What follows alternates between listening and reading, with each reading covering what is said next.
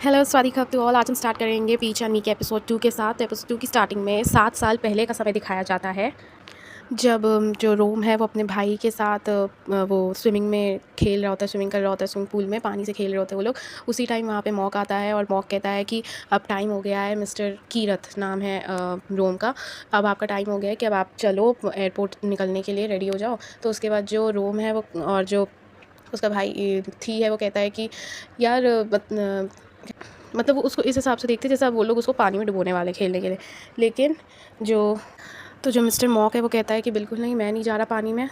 लेकिन फिर भी दोनों भाई ज़बरदस्ती उसे पानी में फेंक ही देते हैं। पानी में गिरते ही जो मॉक है वो कहता है कि आपको कल स्कूल जाना है मिस्टर रोम, आपको निकलना ही होगा। तो उसके बाद जो थी है, जो कि उसका बड़ा भाई है, वो कहता है कि कोई फ़र्क नहीं पड़ता, एक दिन मिस कर देगा तो क्या चला जाएगा, स्कूल भी तो हमारा ही है। तो उसके बाद ये लोग पानी में खेल रहे होते हैं, लेकिन जो मॉक है उसका चश्मा जो है वो पानी में गुम हो गया होता है। तो जो रोम है वो उसका चश्मा निकालता है, लेकिन वो उसे चश्मा ना देके दोनों भाई उसके चश्मे के साथ खेलने लगते हैं, like passing the parcel type करते हैं। और बेचारा मॉक जो है वो चश्मे को लेने के लिए एक दूसरे इन दोनों के पीछे भागता रहता है। ओके, तो अब दिखाते हैं प्रेजेंट डे का। तो प्रेजेंट डे में फिर से जो वो है मॉक, वो वेट कर रहा है पानी से बाहर निकलने का रोम का। लेकिन रोम जो है वो पानी में ही मतलब तैरा जा रहा है, स्विम किया जा रहा है, उसकी बात बिल्कुल सुन नहीं रहा है। वो कह रहा है तुम कब कितनी देर से पानी के अंदर हो, अब तुम्हें बाहर निकल जाना चाहिए। फिर उतनी देर में अचानक से पीछे से क्यान आ जाता है, जिसका दूसरा नाम थी है। क्यान आके उसकी पैर पकड़ लेता है और उसको नीचे एकदम पानी में एकदम नीचे डुबो देता है और उसको मतलब ऊपर आने नहीं देता है, जिसकी वजह से वो फड़फड़ाने लगता है बिल्कुल। तो उसके बाद जैसे ही वो ऊपर आता है रोम, वो कहता है कि बच्चों जैसी हरकतें बंद करो, तुम बड़े हो चुके हो और तुम जो ये कर रहे थे इसकी वजह से मैं मर भी सकता था। उसके बाद जो कियान है वो बोलता है, ये बात वो बोल रहा है जो कि खुद अपनी प्रॉब्लम से भाग रहा है एक बच्चे की तरह। वो कहता है रोम, मैं भाग नहीं रहा हूँ प्रॉब्लम से, मैं बस। उसके बाद जो वो है कियान है वो बोलता है क्या बस।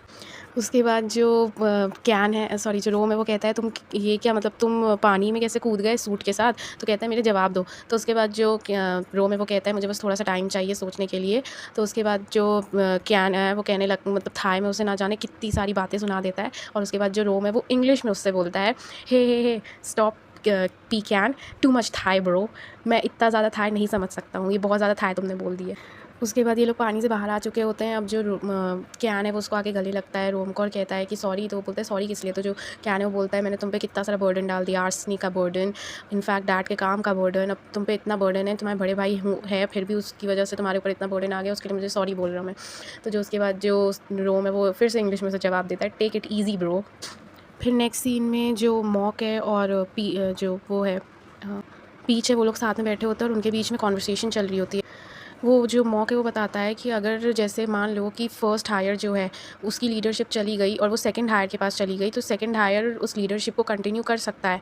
लेकिन मान लो कि अगर जो पहला हायर था उसकी डेथ हो जाती है, या अगर हमें पता चलता है कि वो अनफिट है इस फैमिली के कंपनी को आगे लीड ऑन करने के लिए, तो जो सेकंड हायर है वो फुल्ली लीडरशिप में कदम रख देता है। एंड यहाँ तक कि जो मतलब जो भी आसपास के लोग होंगे या जो भी रिलेटिव्स होंगे जो भी जानते थे कि अब तक मिस्टर थी थे फर्स्ट हायर जो था वो इस कंपनी का सीईओ था, लेकिन अब सेकंड हायर हो गया, तो फर्स्ट हायर के बारे में बहुत लोग नीचा सोचने लगेंगे। फिर नेक्स्ट सीन में जो रोम है और जो कियान है वो दोनों साथ में वापस घर की तरफ जा रहे होते हैं, क्योंकि काफ़ी बड़ा पैलेस है, काफ़ी बड़ी जगह घर फैला है, तो स्विमिंग पूल से इनको अपने पैलेस तक जाने में पैदल काफ़ी टाइम लगता है। तो उसी टाइम जो रोम है, सॉरी जो mock, I am so sorry, जो कियान है वो बोलता है कि तो तुम अब तक फर्स्ट हायर और सेकंड हायर इन सब नॉनसेंस की वजह से तुम अब तक इतनी देर से हम सब से छुपे छुपे भाग रहे थे ताकि तुम्हें इन सब चीज़ों में पंगे में पड़ना ना पड़े। उसके बाद जो रोम है वो कहता है हाँ बिल्कुल, लेकिन तुमने क्या किया, तुमने मुझे आके हक किया, तुमने मुझसे माफ़ी मांगी, वो सब कितना क्रिंज था, दैट्स सो क्रिंज। उसके बाद जो कियान है वो बोलता है मैंने ये सब इसलिए किया था क्योंकि मुझे दुख लग रहा था कि मैंने अपनी सारी रिस्पॉन्सिबिलिटीज़ तुम्हारे पे थोप दी हैं, और तुम पे रिस्पॉन्सिबिलिटीज़ थोपने के बाद मैं आराम से पीच के साथ अपनी ज़िंदगी बिता रहा हूँ हैप्पीली, वो चीज़ मुझे बहुत दुख कर रही थी।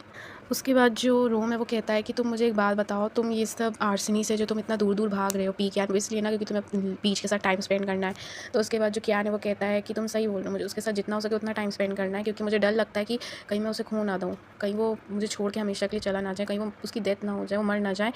क्योंकि मुझे इसलिए डर लगता है ये सब सोच के, क्योंकि हम जो है ना उसमें बहुत रिस्क है, और तुम हमारे डैड की कंपनी के बारे में बहुत अच्छे से जानते हो, वो कितनी डेंजरस कंपनी है, तो मैं उसकी इसीलिए इतनी केयर करता हूँ, और मैं तुम्हारी भी बहुत केयर करता हूँ।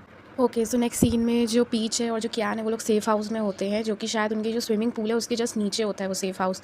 इनफैक्ट वो लोग ऊपर मतलब छत के ऊपर स्विमिंग पूल का पानी देख सकते हैं तैरता हुआ, क्योंकि पूरा का पूरा छत जो है वो ग्लास का है। तो वो लोग उस सेफ हाउस में होते हैं, और जो कियान है वो बोलता है कि पहले ये सेफ हाउस सिर्फ सेफ हाउस नहीं था, हमारे लिए सेंचुरी थी, हम तीनों के लिए, मेरे लिए, रोम के लिए और मॉक के लिए। तो फिर वो पूरी स्टोरी बताता है कि मॉक कैसे कैसे इनकी लाइफ में एंटर किया। मॉक जो था उसके पापा मॉक को एज अ विंग मैन लेके आए थे और उसको सिखाया था कि उसे इन दोनों के लिए सैक्रिफाइस करनी होगी अपनी जान को, जब भी इन पे मुसीबत आए, बिना सोचे समझे उसे अपनी जान सैक्रिफाइस करना होगा। फिर इनफैक्ट वो ये भी बताता है कि मतलब हमें ये जब उसे देखा, हमने ये सब देखा सुना सब, तो हमने ये डिसाइड कर लिया था, मैंने और रोम ने, कि हम लोग कुछ भी हो जाए मॉक को प्रोटेक्ट करके रखेंगे हमेशा। फिर वो बताता है कि मुझे और मॉक को डैड ने भेज दिया था थाईलैंड हमेशा के लिए, लेकिन जो रोम था, हमने भले ही उसे हांगकांग में अकेला छोड़ दिया था, लेकिन वो थाईलैंड हमसे मिलने बार बार आया करता था। ओके, सो नेक्स्ट सीन में जो रोम है वो अकेला होता है, वो मतलब शाल लेके निकला होता है एंड वेट कर रहा होता है उसका मॉक का कि वो बाथरोब लेके आएगा। उतनी देर में वो जो मीटिंग में सब कुछ हुआ उसके बारे में सोच रहा होता है। फिर रोम जैसे ही मॉक आता है वो उसको बाथरोब पहनाता है, और उसके बाद जो रोम है वो कहता है कि तुम्हें भी कियान और पीच के साथ चले जाना चाहिए। तो कहता है तुमने क्या बोला, मैं भी उनके साथ चला जाऊँ? तो उसके बाद जो रोम है वो कहता है हाँ, क्योंकि मैंने कभी नहीं सोचा था कि मैं आर्सेनिस का लीडर बनूंगा, और यही रीज़न था कि मैं तुमसे प्यार में पड़ गया था। लेकिन अगर मुझे तब पता होता कि आगे चल के मैं आर्सेनी का लीडर बनने वाला हूँ, तो मैं तुमसे कभी भी प्यार नहीं करता, मैं कभी भी तुम्हारे प्यार में नहीं गिरता। ओके, सो नेक्स्ट सीन में जो मॉक होता है, मीरा होती है, जो ये दो बॉडीगार्ड्स और साथ में पीच और कियान, ये लोग साथ में होते हैं। ये लोग घर वापस जा रहे होते हैं। उसी टाइम वहाँ पे उसकी जो बहन है कियान की, वो उनसे मिलने आती है, और बातों बातों में उसे पता चलता है कि वो अपनी जो वॉच है, रिस्ट वॉच, वो ऊपर अपने कमरे में ही भूल गई है। तो वो जैसे ही लेने जा रही होती है, उसकी टक्कर मीरा से हो जाती है। अब मीरा लेफ्ट हो रही है तो ये भी लेफ्ट जा रही है, वो राइट जा रही है तो ये भी राइट जा रही है। तो फिर फाइनली उसकी सिस्टर जो है वो कहती है कि वो ना, तुम ऐसा करो कि मैं राइट होती हूँ, तुम लेफ्ट हो जाओ, तो हम दोनों अपने अपने रास्ते निकल सकते हैं। ऐसा ही होता है। फिर वो अपने कॉन्डो वापस चली जाती है, और नेक्स्ट सीन में जो कियान है वो बोलता है कि मैं तुम्हें तुम्हारे काम जहाँ तुम जा रहे हो मैं तुम्हें वहाँ ड्रॉप कर देता हूँ। तो रीज़न ये है कि जो पीच है वो मना कर देता है, क्योंकि वो कहता है कि जब भी तुम मुझे ये बोल के लेके जाते हो कि तुम मुझे ड्राइव करोगे, कि तुम मुझे काम पे छोड़ दोगे, तो मुझे काम पे ना छोड़ने की जगह तुम बार बार मुझे आर्सेनिक के कंपनी में ले जाते हो, और बार बार घुमाते घुमाते उसी कंपनी में ला छोड़ देते हो, और एट लास्ट तो मुझे अपने आप ही जाना पड़ता है। फिर तो डायरेक्ट मैं यहाँ से ही अपने आप चला जाता हूँ। ओके, सो नेक्स्ट सीन बहुत फनी, बहुत ज़्यादा फनी है। ओके, सो व्हाट हैपेंस कि जो पीच है वो कियान से उसकी कार की चाबी मांगता है और कहता है कि मुझे चाबी दे दो, तुम कंपनी में ही रुको, मैं कार लेके जा रहा हूँ, मैं तुम्हें पिकअप करने आ जाऊँगा शाम को। तो अब वो गाड़ी में बैठता है, उसे लगता है कि उसके बगल में कोई बॉडीगार्ड बैठा है, क्योंकि जो कियान का जो पूरा आउटफिट है, पूरा का पूरा मास्क पहना हुआ, सब उसने बॉडीगार्ड जैसा पहन रखा था। तो जैसे ही वो पीछे घूमता है कियान, सॉरी जो पीच है, तो पीछे कस्टमाइज़ पिलो रखे थे, जिसमें एक में कियान की फ़ोटो, एक में पीच की फ़ोटो थी।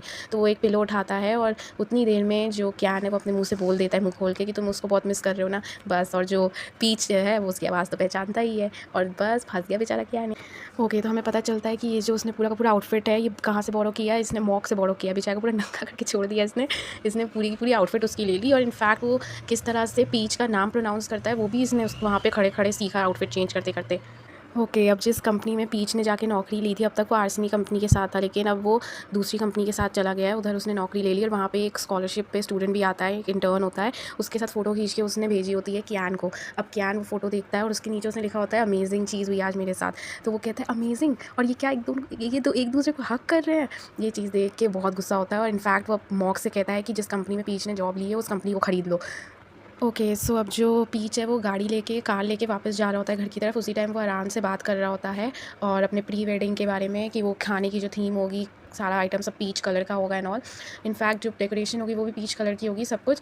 और फिर वो कहता है अगर तुम्हें कुछ और ऐड करवाना है तो बता दो। तो जो पीच है वो कहता है हाँ, मुझे कुछ और ऐड तो करवाना है, और ये कह के वो मिरर में पीछे जो रखा कस्टमाइज पिलो है कियान का, वो देखने लगता है। ओके, अब जो कियान है वो बाथटब में होता है, और जो पीच है वो उसे नहला रहा होता है।